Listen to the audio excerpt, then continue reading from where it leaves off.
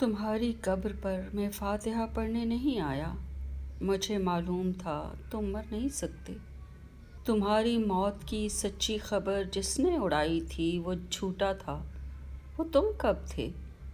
کوئی سوکھا ہوا پتا ہوا سے ہل کے ٹوٹا تھا۔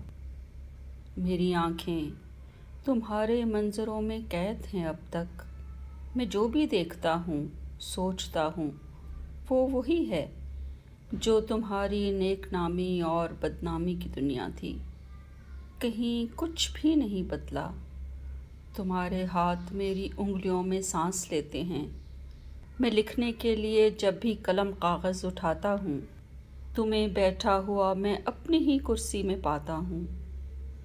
بدن میں میرے جتنا بھی لہو ہے، وہ تمہاری لغزشوں ناکامیوں کے ساتھ بہتا ہے۔ میری آواز میں چھپ کر تمہارا ذہن رہتا ہے، میری بیماریوں میں تم، میری لاچاریوں میں تم۔ تمہاری قبر پر جس نے تمہارا نام لکھا ہے وہ جھوٹا ہے۔